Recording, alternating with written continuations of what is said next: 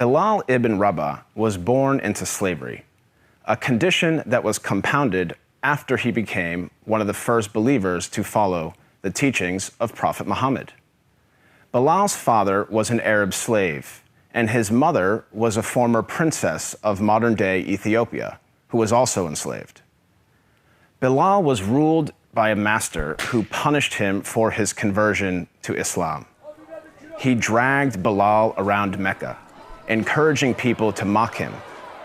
He even tried to force him to renounce his faith by placing a large rock on his chest and pinning him on the ground. But far from renouncing his faith, Bilal showed a defiance and strength in the face of persecution and violence. Impressed by Bilal's steadfastness to the Islamic faith, Prophet Muhammad sent one of his closest friends, Abu Bakr, to pay for Bilal's freedom. Once freed, Bilal rose to prominence in the early Muslim community. Prophet Muhammad appointed him to serve the mosque by using his melodious voice to call the believers to prayer. Bilal was a black man, and for some, his blackness made him unfit for such an honor. On one occasion, a companion of the Prophet, a man named Abu Dar, disparagingly said to Bilal, "You son of a black woman." This drew a swift rebuke from Prophet Muhammad. "Are you taunting him about his black mother?" asked the Prophet. "There is still some influence of ignorance in you." The ignorance the Prophet identified was rooted in the misguided view that a person's race reflects his or her moral character or social status. In fact, the Prophet's message of racial equality stood in stark contrast to the prevalent racial animosities of 7th century Arabia. Scholars refer to the period prior to the advent of Islam as Jahiliyyah, a time of ignorance, which included racism. Arguably, Prophet Muhammad was the first person in human history to declare, in no uncertain terms, that no person is above another by virtue of race or ethnicity. This declaration is crystallized in one of the Prophet's notable speeches, his last sermon, as it is known, which was delivered on Mount Arafat in 632 AD.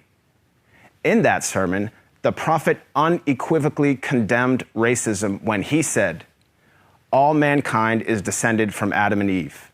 An Arab has no superiority over a non-Arab, and a non-Arab has no superiority over an Arab. A white person has no superiority over a black person, nor a black person has any superiority over a white person, except by piety and good action."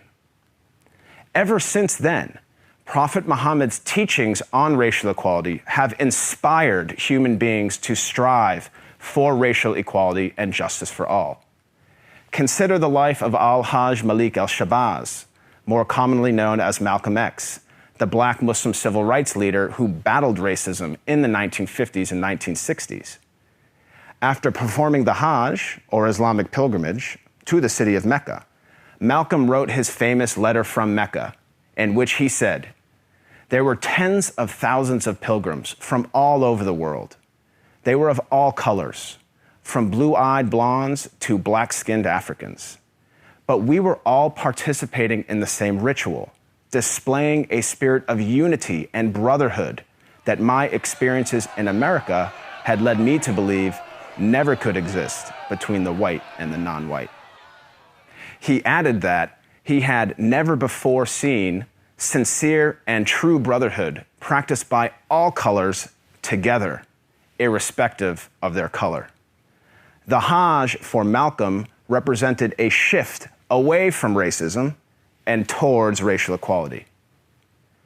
The teachings of Prophet Muhammad encouraged all people to strive towards anti-racism, which is quite different than simply non-racism.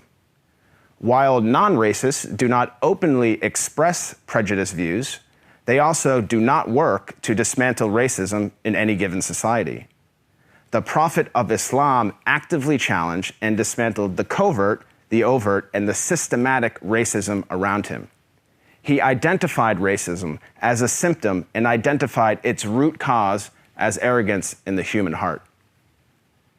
As our world becomes more and more diverse and interconnected, it is imperative that we strive to follow the teachings of Prophet Muhammad.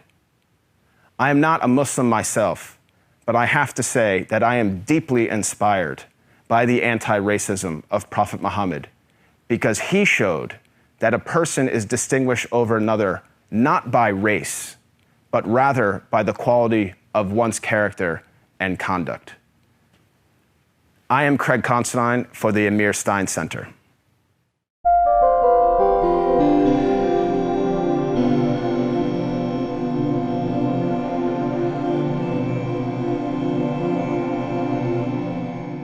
This video was produced in collaboration with Alliance of Virtue. If you want to see more content like this, make sure to like, share, subscribe, and hit the bell notification so you don't miss any new videos.